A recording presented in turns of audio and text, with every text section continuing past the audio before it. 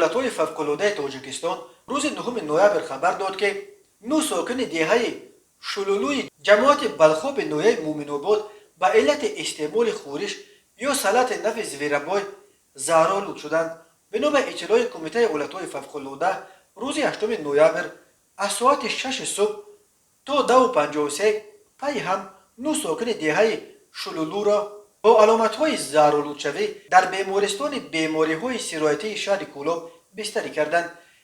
بیماری همه آنها همچون زهرآلودشوی از استعمال محصولات خوراکواری ویران شده تشخیص گذاشتند.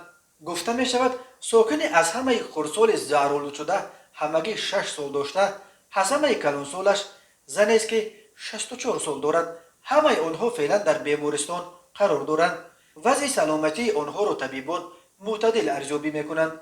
در این اواخر این نخستین حادثه زهرآلودشوی ساکنان بر اثر استعمال سلط‌های زمستانه در منطقه کولاب نیست. شب 30 سپتامبر به 1 اکتبر بر اثر استعمال چنین یک خورش در دهه کشتپه نویه تیمور ملک 4 نفر، امیدجان حمیدوف 40 ساله، میسره قلمتوف 32 ساله، سمیه دودوزاده 6 ساله و رخزاره قلزاده 2 ساله جان باخته 14 نفر دیگر در بیمارستان ها بستری کرده شدند. همچنین ماه نوامبر سال 2019 بر اثر زهرآلودشوی از کنسر و بادرینگ و پمیدار در نویه دنگره ولایت ختلان 7 نفر زهرآلود شده، یکی از آنها فوتیده بود.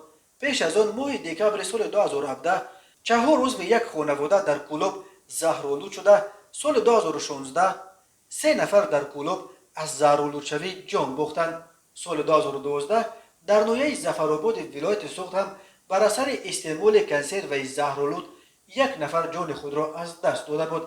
طبیبان میگویند در صورت رعایت نشدن معیارهای تازگی، استفاده از محصولات دارای مواد کیمیایی زیاد در داخل کنسر و تجزیه‌های کیمیایی میگذرد و غذای خوشخور به زهر تبدیل شده میتواند.